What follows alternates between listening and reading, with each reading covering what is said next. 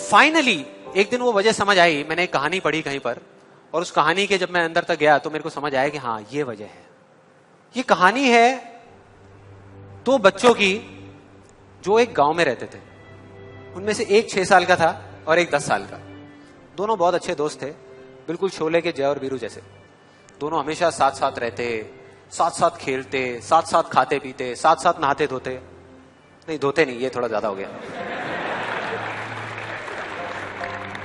तो एक दिन वो दोनों गांव से थोड़ा दूर निकल गए और खेलते खेलते उनमें से जो बड़ा बच्चा था 10 साल वाला, वो एक कुएं में गिर गया और जोर जोर से चीखने चिल्लाने लग गया क्योंकि उसको तैरना नहीं आता था। अब जो दूसरा बच्चा था छोटा सा 6 साल का, उसने अपने आसपास में देखा और उसको कोई नजर नहीं आया, उसको कोई नहीं दिखा जिसको कि वो बुला सके हेल्प के लिए। और फिर उसकी नजर पड़ी एक बाल्टी पे जिसपे एक रस्सी बंधी हुई थी। उसने एक सेकंड भी वेस्ट नहीं किया, उस बाल्टी को उठा करके कुएं में फेंक दिया और अपने दोस्त को बोला कि पकड़ ले इसको। उसके दोस्त ने पकड़ा और वो अपनी पूरी ताकत लगा करके पागलों की तरह उसको खींचने लगा। खींचता रहा, अपनी पूरी जान लगा दी उसने। छोटे से बच्चे ने, 6 साल के और 10 साल के बच्चे ने उस बाल्टी को पकड़ा हुआ था। खींचता रहा और तब तक नहीं रुका जब तक उसने अपने दोस्त को बचा नहीं लिया, जब तक वो बाहर नहीं आ गया। अब यहां तक तो ठीक था, यहां तक तो ये कहानी समझ आती है। लेकिन हुआ क्या कि जैसे ही ये दो बच्चे जब दोनों एक हो गए, जब बाहर आए और आकर के गले मिल रहे, रो रहे और खुश हो रहे, एक तरफ से उनको डर भी लग रहा था। डर था कि अब गांव जाएंगे तो बहुत पिटाई होगी जब उनको बताएंगे कि ऐसे हम कुएं में गिर गए और ये सब चीजें हुई। लेकिन मजे की बात, ऐसा कुछ भी नहीं हुआ।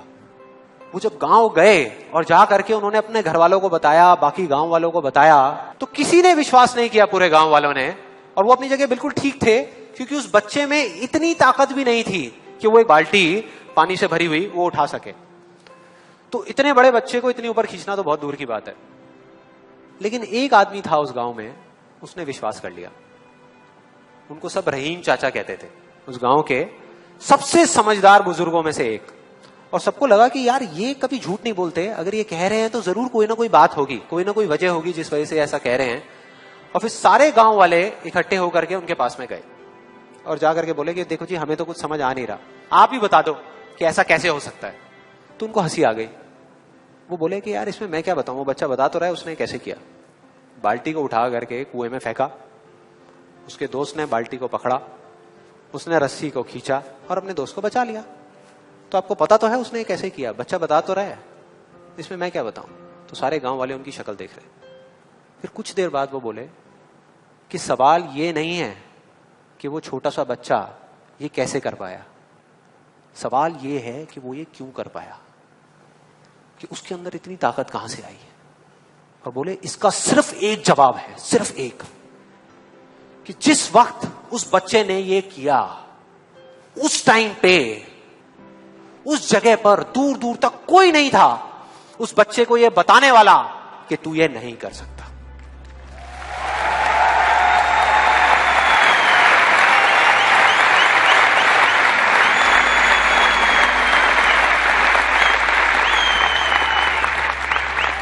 बोले कोई नहीं था, कोई नहीं, यहां तक कि वो खुद भी नहीं, वो खुद भी नहीं।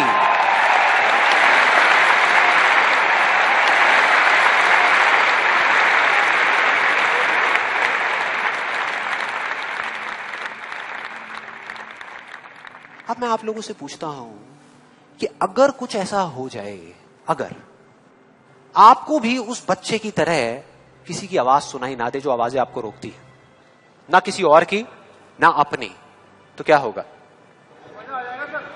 मजा आ जाएगा। अरे उस बच्चे की तरह आपको भी कोई नहीं रोक पाएगा। You'll be unstoppable.